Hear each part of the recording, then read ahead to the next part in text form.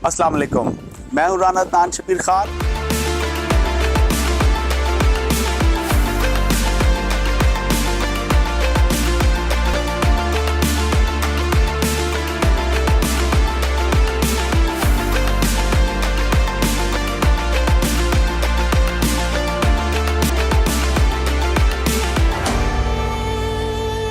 السلام علیکم، میں ہوں رانا عدنان شبیر خان اور آپ دیکھ رہے ہیں نوائے فکر۔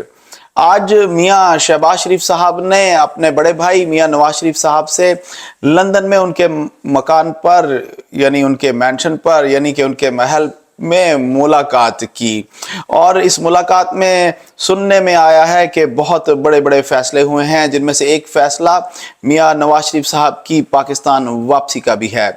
اور سننے میں یہ بھی آ رہا ہے کہ میاں صاحب جب لاہور ایئرپورٹ پر اتریں گے تو تقریباً 10 لاکھ کا مجمع ان کا استقبال کرے گا، یعنی کہ ایک گرینڈ ویلکم ارینج کیا جائے گا میاں نواز شریف صاحب کے لیے۔ مجھے لگتا ہے کہ نون لیگ نے میاں صاحب کی واپسی سے بہت زیادہ امیدیں لگا لی ہیں۔ آئیے آپ کو کلپ سناتا ہوں جو دونوں برادران جب اپنے محل سے نکلے لندن کے تو انہوں نے میڈیا سے کیا بات چیت کی۔ میاں صاحب وطن واپسی کے حوالے سے سر کیا خبریں ہیں؟ 15 اکتوبر کی ڈیٹ آئی ہے سامنے سر۔ آج ہمارا اس بارے میں مشورہ ہوا ہے، پارٹی کی جو سینئر لیڈرشپ ہے ان سے بھی مشاورت کی ہے، تو الحمدللہ اب یہ طے پایا ہے اس مشاورت کے نتیجے میں کہ انشاءاللہ ہمارے قائد میاں محمد نواز شریف صاحب اکتوبر میں انشاءاللہ پاکستان تشریف لائیں گے۔ شہباز شریف صاحب یہ بتائیے کہ جو اس وقت جو ججز جو عمر عطا بندیال ہے اور جو لائک مائنڈڈ ججز ہیں پاناما ججز اور ان کے ساتھ والے جو ججز ہیں ان کے ہوتے آپ کیا سمجھتے ہیں کہ نواز شریف کو انصاف ملے گا؟ اللہ تعالیٰ ان کو بعض سبھی نہیں بعض کو ہدایت عطا فرمائے کہ میں ان سے یہ پوچھنا چاہتا ہوں کہ جس بینچ نے پاناما سے اقامہ کا فیصلہ کیا، اور آپ سب جانتے ہیں کہ پاناما میں میاں محمد نواز شریف صاحب کا دور دور تک کہیں نام نہیں تھا، اور جو 400 450 اس میں جو نام تھے پاکستانیوں کے، اس میں کئی اور سیاستدان بھی تھے، لیکن جس شخص کا محمد نواز شریف صاحب کا نام نہیں تھا ان کو پاناما میں بالکل بے بنیاد طور پر اور ایک سازش کے ذریعے ان کو ملوث کیا، اور جو اور لوگ جن کا پاناما میں نام تھا ان کا آج تک کسی نے پوچھا تک نہیں۔ جی احمد، تو کیا انالیسز ہے آپ کا اس ملاقات کے بارے میں، اور کیا تاریخ ہے اور کیا یہ فائنل تاریخ ہے؟ آپ کا کیا انالیسز ہے؟ جی احمد۔ جی رانا صاحب ملاقات ہوئی شہباز شریف صاحب کی سابق وزیر اعظم کی سابق وزیر اعظم نواز شریف صاحب سے، دونوں بھائی وزیر اعظم رہے۔ میرا خیال ہے پاکستان میں شاید ہی کوئی ایسا گھرانہ ہو جس میں 2 بھائی وزیر اعظم رہے ہوں۔ یہ شاید صرف شرف شریف خاندان کو حاصل ہے کہ شہباز شریف اور نواز شریف دونوں وزیر اعظم رہے، اور شہباز شریف کے بیٹے تیسرے حمزہ شہباز وہ بھی وزیر اعلیٰ رہے، خواہ کچھ دنوں کے لیے رہے۔ تو بہرحال لکی خاندان ہے، پاکستان کی سیاست میں بہت اہم ہے۔ پی ڈی ایم مسلم لیگ نون کے روح رواں ہیں میاں نواز شریف صاحب۔ شہباز شریف صاحب ان سے ملے، اور ملنے کے بعد انہوں نے اعلان کیا کہ اکتوبر کا مڈ یعنی 15 اکتوبر کے اراؤنڈ نواز شریف صاحب پاکستان آئیں گے۔ یہ انہوں نے تاریخ کا اعلان کر دیا۔ تو نواز شریف صاحب کی آمد جو ہے، اور ان کی وہ جو ٹائم پیریڈ ہے جو 5 سال کی نااہلی تھی، وہ بھی 5 سال پورے ہو گئے ہیں، تو اس لیے ان کے آنے میں، سیاست میں حصہ لینے میں، پارٹی کو لیڈ کرنے میں اس وقت کوئی رکاوٹ نہیں ہے۔ نون لیگ والوں کے لیے اچھی خبر ہے کہ ان کے لیڈر پاکستان آ رہے ہیں، اور ان کو اب سیاست میں بڑھ چڑھ کے حصہ لینا چاہیے، اور جا کے جب ووٹ کا ٹائم ہو ووٹ بھی ڈالنا چاہیے۔ تو باقی دیکھتے ہیں کہ کتنی مقبولیت ہے، کتنا ووٹ وہ لے کے آ سکتے ہیں، کتنے لوگوں کو ایکٹیویٹ کر سکتے ہیں۔ نون لیگ کا ایک بڑا نام ہے، کئی دفعہ اقتدار میں رہے ہیں اور بڑا عرصہ ملک کی خدمت کی ہے، کرپشن کے چارجز بھی ہیں، ان کے خلاف بھی لڑنا ہے، اور میرا خیال ہے کہ شاید یہ آخری دفعہ ہوگی کہ اگر ان کو چانس مل گیا اور وہ انہوں نے، کیونکہ یہ تو سالڈیٹ ہی تھا، اس میں تو اتنا ٹائم نہیں تھا، لیکن اگر 3-5 ہاتھ ملتے ہیں اور پھر بھی وہ پرفارم نہ کر پائے تو پھر میرا خیال ہے کہ شاید نون لیگ کو دوبارہ کوئی ووٹ نہیں ڈالے گا. میرا یہ آئیڈیا ہے، باقی ڈپینڈ کرتا ہے کیا ہوگا. اور وہ بھی اگر ان کو چانس ملا تو بہرحال دیکھتے ہیں. میاں نواز شریف صاحب کی آمد کا اعلان ہو چکا ہے، باقی پارٹیاں بھی تیاری میں ہیں، ہر پارٹی میدان میں اترے گی. اور اب کچھ دن ہوتے ہیں پتہ چلتا ہے الیکشن نہیں ہو رہا، کچھ دن ہوتے ہیں پھر ایسا اندازہ ہونے لگتا ہے کہ الیکشن ہو رہا ہے. تو ابھی کی جو بالکل فضا ہے اس میں لگ یہ رہا ہے کہ اب الیکشن ہونے جا رہا ہے. پچھلے کچھ دنوں میں تو بالکل ایسا لگ رہا تھا جب خان صاحب کو سزا ہو گئی تھی کہ اب الیکشن شاید نہ ہو، لیکن اب کی جو صورتحال ہے اس میں لگ رہا ہے کہ الیکشن اب شاید ہو جائے. آگے پیچھے ڈیٹ شیٹ آگے پیچھے ہو سکتی ہے، لیکن 2 سال تک آگے جانا یہ ممکن شاید نہ ہو. الیکشن اب ہوتا نظر آ رہا ہے. جی رانا صاحب. ایڈیشنل ڈسٹرکٹ اینڈ سیشن جج ہمایوں دلاور صاحب، جنہوں نے عمران خان صاحب کے توشہ خانہ کیس کا فیصلہ کیا تھا، ان کو OSD یعنی آفیسر آن اسپیشل ڈیوٹی بنا دیا گیا اور انہیں اسلام آباد ہائی کورٹ رپورٹ کرنے کا حکم دیا گیا. احمد سے پوچھتے ہیں کہ یہ کیا ہوا، کیوں ہوا اور کیسے ہوا. جی احمد. جی، ملکی تاریخ کے اہم ترین کیسوں میں اس وقت ایک توشہ خانہ کیس ہے جو اس وقت چل رہا ہے، اور ٹرائل کورٹ میں جو جج تھے ہمایوں دلاور، جنہوں نے نواز شریف صاحب عمران خان صاحب کے حوالے سے فیصلہ دیا تھا، 3 سال کی سزا سنائی تھی توشہ خانہ کیس میں خان صاحب کی غلط بیانی کے اوپر، ان کو SDO بنا دیا گیا ہے. جج کا عہدہ ان سے واپس لے لیا گیا ہے. اور چیف جسٹس اسلام آباد ہائی کورٹ نے جب انکوائری کی اور کیس کو دیکھا، اور انہوں نے آج ریمارکس بھی دیے کہ جج نے اپنی ذمہ داری آئین کے حساب سے ادا نہیں کی گئی، فیئر ٹرائل نہیں کیا، اس لیے انہوں نے ابھی فیصلہ نہیں دیا. کیونکہ سپریم کورٹ نے یہ کہا، سپریم کورٹ نے بھی یہی کہا تھا، ہائی کورٹ نے بھی یہی ریمارکس دے دی ہیں، دونوں کے ریمارکس ہیں، فیصلہ نہیں ہے.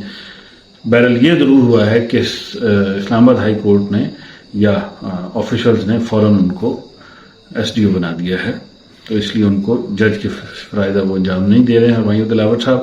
اب اسلام آباد ہائی کورٹ اگر فیصلہ دے دیتی ہے اس کے اوپر اور اس کیس اور اس سے خان صاحب کی ضمانت ہو جاتی ہے تو شاید خان صاحب تو فوراً اریسٹ ہی رہیں، وہ نہ کہہ لیں کہ نکل سکیں. لیکن سنا یہ ہے کہ PTI اس وقت سر توڑ کوشش کر رہی ہے کہ خان صاحب کو کسی طریقے سے باہر لایا جائے.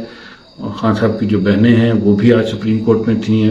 ہمارے جو جاننے والے دوست وہاں کام کرتے ہیں بتا رہے تھے کہ بہت پریشان ہیں وہ، ان کی صحت کے بارے میں انہوں نے سپریم کورٹ میں آ کے بتایا کہ وہ خان صاحب بہت کمزور ہو گئے ہیں، وزن کم ہو گیا ہے، ان کو وہاں سے بہت ہی سختی سے رکھا ہوا ہے، تو اس وجہ سے خان صاحب کی صحت برقرار نہیں رہ پا رہی.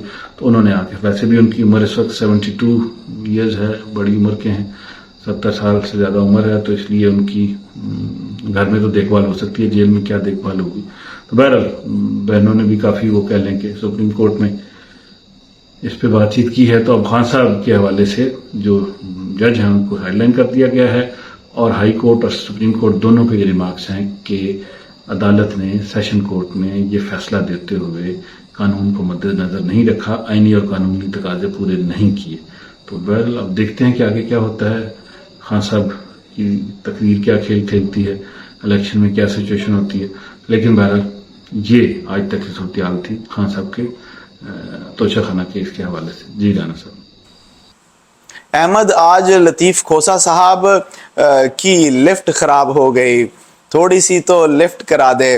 بہرحال اس کو ایک خوب سیاسی رنگ دیا گیا اور ٹی وی چینلز پر ایک زبردست قسم کا ایئر ٹائم انجوائے کیا گیا. کھوسا صاحب ایک منجے ہوئے سیاستدان ہیں، انہوں نے موقع کا بھرپور فائدہ اٹھایا اور انہوں نے اپنے سر پر پانی شانی بھی پھینکا، اپنے آپ کو کول ڈاؤن کیا. ظاہر ہے وہاں سفوکیشن ہو گئی ہوگی لفٹ کے اندر.